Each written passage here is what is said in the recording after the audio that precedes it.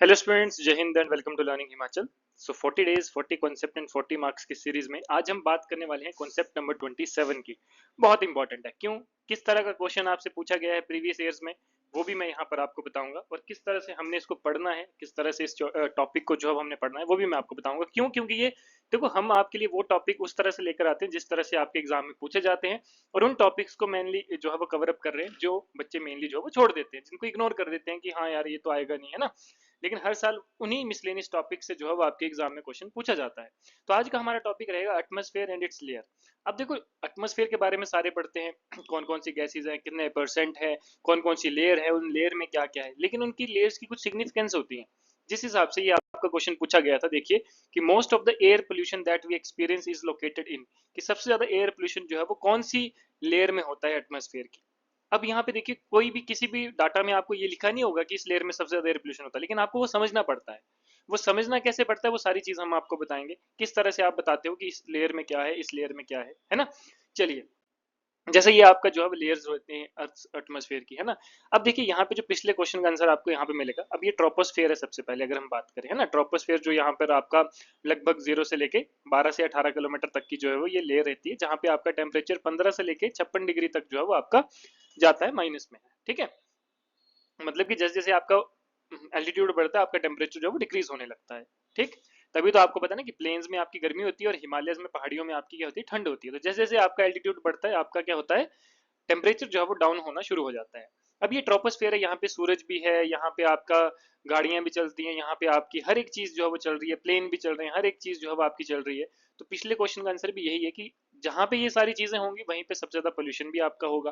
तो ट्रोपोस्फेयर में क्या होगा, आपका सबसे ज्यादा पोल्यूशन होगा। तो पिछले क्वेश्चन का आंसर तो आपको मिल गया, लेकिन अब हम इसको कवर अप करेंगे, ठीक है। आगे हम इसको कवर अप करेंगे। जैसे देखिए, यहाँ पे ट्रोपोस्फेयर है, स्ट्रेटोस्फेयर है, मेसोस्फेयर है, थर्मोस्फेयर है, एक्सोस्फेयर है ना। इन सब की आपको जो है वो एल्टीट्यूड यानी कि दिया हुआ है कि कितने धरती से जो है वो, अर्थ की लेयर से कितने जो है वो किलोमीटर दूर है, क्या इनका टेम्परेचर रहेगा। आपने देखा पहले आपका टेम्परेचर डिक्रीज कर रहा है, उसके थर्मोस्फेयर में आपका टेम्परेचर क्या हो रहा है, इंक्रीज कर रहा है ना।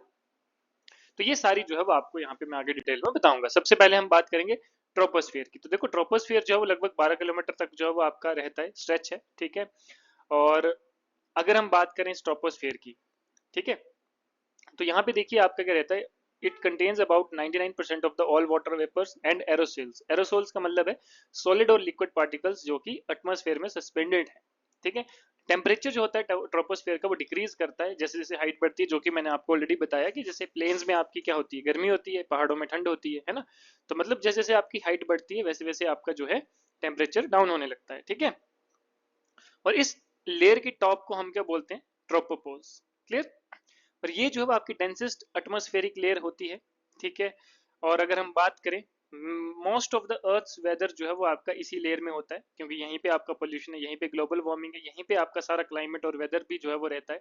क्योंकि जितने भी आपके क्लाउड्स हैं वो इसी लेयर पे जो है वो आपके जनरेट होते हैं, ठीक है।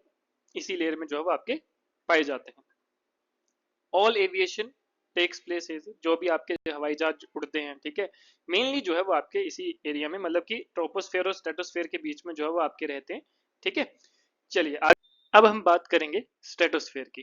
देखो, स्ट्रेटोस्फेयर की अगर हम बात करें तो स्ट्रेटोस्फेयर में क्या होता है आपका, कि ये जो है वो मेनली 12 से 50 किलोमीटर का जो ये स्ट्रेच है अबव द अर्थ सरफेस, ये मेनली जो है वो आपका स्ट्रेटोस्फेयर रहता है।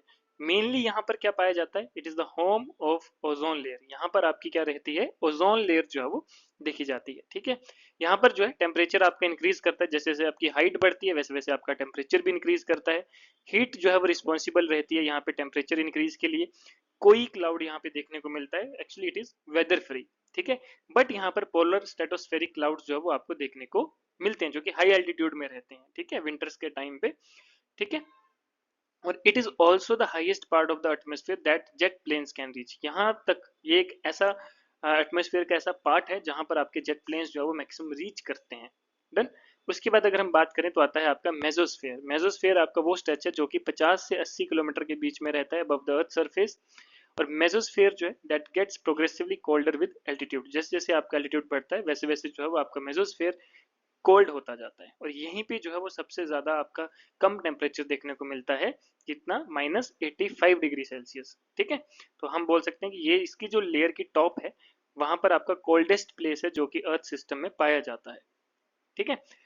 उसके बाद अगर हम बात करें, ठीक है, मिट्योर्स जो है यहाँ पर मेनली जो है वो मिट्योर्स यहाँ पर इस एटमॉस्फेरिक लेयर में जो है वो बर्न होते हैं, मोस्ट ऑफ द मिट्योर्स, ठीक है।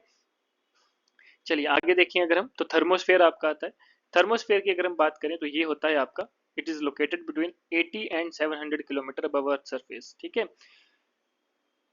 अब देखो यहाँ पे अगर हम बात करें, इसका जो लोएस्ट पार्ट है वहां पे रहता है आपका आयोनोस्फेयर, ठीक है। जो भी 80 से लेकर 700 किलोमीटर का स्ट्रेच है दैट इज द थर्मोस्फेयर, ठीक है। ये जो लेयर है वो सन के जो है वो काफी क्लोजर है, तो यहाँ पर आपका टेम्परेचर जो है वो कितना चल जाता है, 2000 डिग्री सेल्सियस तक आपका टेम्परेचर रहता है।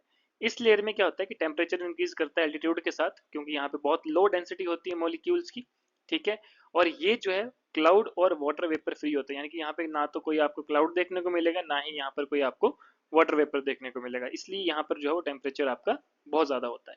जो आपका ऑरोरा बोरियलिस है यानी कि नॉर्दर्न लाइट्स है और जो सदर्न लाइट्स है, ठीक है, यहाँ पर ही आपको देखने को मिलती हैं।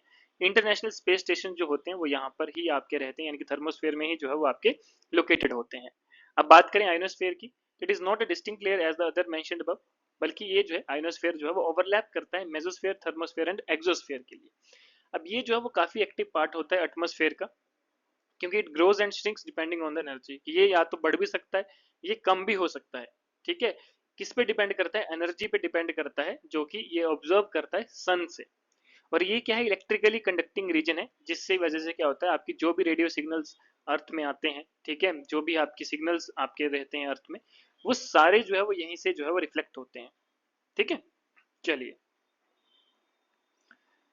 चलिए बात करते हैं एक्सोस्फेयर की। एक्सोस्फेयर की अगर हम बात करें तो यहाँ पर क्या होगा कि it is located between 710,000 kilometre above earth surface, की इस स्ट्रेच के बीच में जो आपका एरिया आएगा वो सारा किसका आएगा, एक्सोस्फेयर का आएगा। हाईएस्ट लेयर है अर्थ एटमोस्फेयर की, ठीक है, and its at is top merges with the solar wind. Molecules यहाँ पर आपको देखने को मिलते हैं काफी लो डेंसिटी में, इसलिए यहाँ पर क्या होता है कि doesn't behave like a gas, ये जो लेयर है ये गैस की तरह बिहेव नहीं करती है, ठीक है।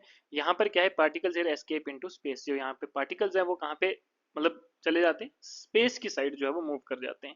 कोई भी यहाँ पर वेदर जो है वो नहीं होता है एक्सोस्फेयर में, ठीक है। लेकिन यहाँ के लोएस्ट पार्ट में आपको जो नॉर्दर्न लाइट्स और सदर्न लाइट्स होती हैं, यानी कि ऑरोरा बोरियलिस और ऑरोरा ऑस्ट्रेलिस, ये आपको देखने को मिलती हैं। मैक्सिमम जो आपके अर्थ सैटेलाइट हैं वो यहीं पर जो है वो आपके घूमते रहते हैं। क्लियर। तो गाइज ये था हमारा आज का टॉपिक। जो भी स्टूडेंट एचएएस की मॉक टेस्ट लेना चाहते हैं, जिसमें हम आपको टोटल जीएस और सीसेट के टोटल 10 मॉक टेस्ट आपको प्रोवाइड कराएंगे विद डिटेल सोल्यूशन, यानी कि सिर्फ ऐसा नहीं होगा कि आपको आंसर की दी जाएगी, बल्कि डिटेल्ड सोल्यूशन जो है वो आपको प्रोवाइड किया जाएगा हर एक क्वेश्चन का, चाहे वो जीएस का है चाहे वो सीसेट का है। लेटेस्ट पैटर्न के ऊपर जो है वो बेस्ड है, तो जो भी स्टूडेंट इंटरेस्टेड है आपको ऑलरेडी डिस्क्रिप्शन में जो है वो लिंक दिया है, आप जाकर डायरेक्ट बाय कर सकते हैं। बाकी अगर आप चाहते हैं अगले साल की कॉम्प्रहेंसिव तैयारी करना, ठीक है, तो आप हमारे साथ जुड़ सकते हैं। आपकी क्लासेस जो है आपके प्री एग्जाम के बाद स्टार्ट हो जाएंगी। वैसे ही आपका अगर फॉरेस्ट सर्विसेज की तैयारी कर रहे हैं तो इसका भी जो है आपका प्री मेंस ऑप्शनल के साथ सारा सिलेबस जो है आपको कवर अप कराया जाएगा, लाइव क्लासेस रहेंगी, उसी की रिकॉर्डिंग आपको दी जाएगी, और उस पूरी यानी कि एचएस और फॉरेस्ट सर्विसेज दोनों की जो आपकी वैलिडिटी रहेगी कोर्स की, वो आपकी सिलेक्शन तक की रहेगी, यानी कि जब तक आपकी सिलेक्शन नहीं हो जाती तब तक जो है आप इस कोर्स का फायदा उठा सकते हैं। Clear guys. तो आज के लिए इतना ही, मिलते हैं नेक्स्ट सेशन में, तब तक के लिए धन्यवाद। जय हिंद।